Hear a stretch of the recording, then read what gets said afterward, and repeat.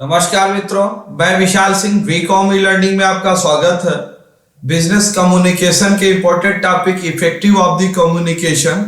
Communication process में sender से receiver के बीच में कुछ इफेक्टिव पॉइंट्स हैं जिनके विषय में हम आपको बताएंगे, क्योंकि हम एक दूसरे से जो बातें कहते हैं उसमें कुछ शब्दों का किस प्रकार से प्रेजेंटेशन होना चाहिए कि वह communication feedback is the better of the condition. First आपके लिए क्या है? Consistence, word to short word. किसी भी बात को सेंडर से रिसीवर तक ऐसे शब्दों का इस्तेमाल नहीं होना चाहिए कि आप क्या बात कहना चाहते हैं उस बात कहने के लिए आप 1 घंटा बोल दीजिए, अगले को समझ में नहीं आए कि ये कहना क्या चाहते हैं। शब्द हमेशा संक्षिप्त होने चाहिए। ऐसे शब्दों का प्रयोग होना चाहिए कि नेक्स्ट पर्सन उसे आसानी से अंडरस्टूड समझ सके और उस पर अपनी प्रतिक्रिया दे सके। Objectful, double meaning of the no words, द्विअर्थी शब्दों का इस्तेमाल नहीं होना चाहिए। जो भी वर्ड आप इस्तेमाल करें उसका एक रियल फैक्ट ऑब्जेक्ट होना चाहिए, जिससे सेकंड पर्सन उस आपके किए गए कार्य को, उद्देश्य को आसानी से समझ सके। क्लियरिटी एंड करेक्टनेस, जो भी वर्ड इस्तेमाल कम्युनिकेशन में की जाती है वह क्लियर, स्पष्ट, clarity, understanding and effective feedback receive, इतना स्पष्ट हो कि दूसरा सुनने के बाद तुरंत अपनी प्रतिक्रिया दे सके। यह इफेक्टिव कम्युनिकेशन के अंतर्गत मानी जाती है। कंप्लीटनेस, वर्ड कम्युनिकेशन आप स्टार्ट करिए तो एंड करिए, बीच में बात छोड़ मत दीजिए कि अगला इंतजार करता रहे कि आप कहना क्या चाहते हैं। तो कंप्लीट ऑफ दी वर्ड्स इस्तेमाल होना चाहिए। Complete of the words in W5, 5W, what, who, where, when, why, message में आंसरिंग की फीडबैक तक ये वर्ड्स का इस्तेमाल होना चाहिए। कोर्टेसी, शिष्टता, effective communication, effective of the words in the human manner.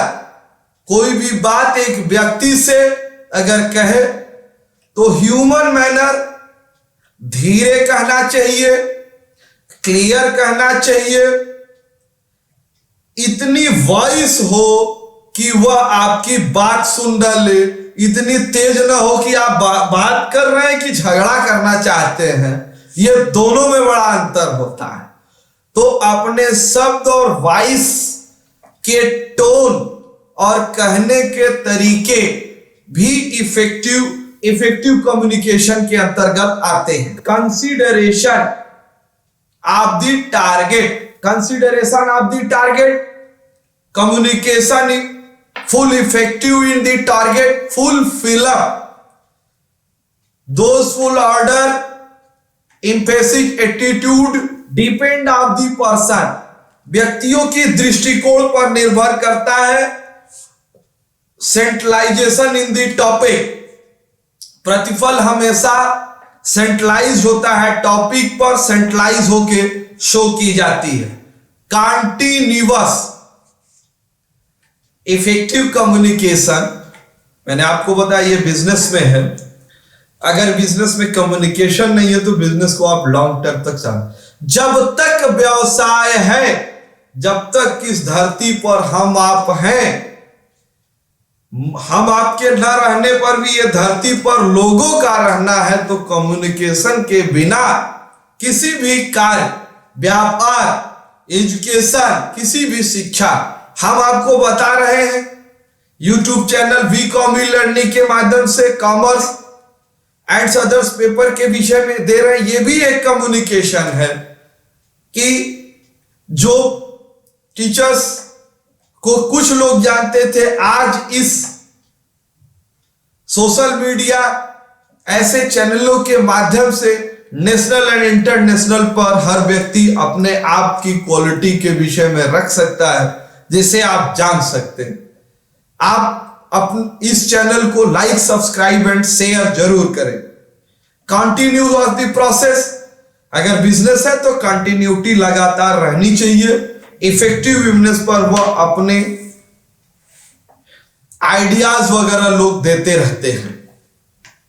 Suitable, उपयुक्त, इसके लिए उपयुक्त परफेक्ट रीजन के आधार पर ही हम ऐसे एडवांस कम्युनिकेशन माध्यम की व्यवस्था करें जो ये हॉरिजेंटल हो, अप एंड डाउन फ्लो में हो, इस प्रकार से कम्युनिकेशन हो, मतलब ऊपर से फर्स्ट, सेकंड, थर्ड हो, एक व्यक्ति कहे तो पूरी जनसमूह को सूचना प्राप्त हो।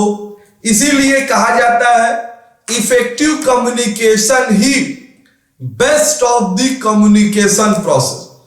आप कम्युनिकेशन कर दिए लेकिन अगले को नहीं समझ में आया तो उस कम्युनिकेशन का कोई मतलब नहीं रह जाता। आपने बिजनेस कम्युनिकेशन के आज इस चैप्टर इफेक्टिव कम्युनिकेशन को देखा। आपसे विनम्र अनुरोध है, आप अपने इस चैनल को लाइक, सब्सक्राइब एंड शेयर करिए कि ज्यादा से ज्यादा लोग इस चैनल के विषय में जान सके। धन्यवाद।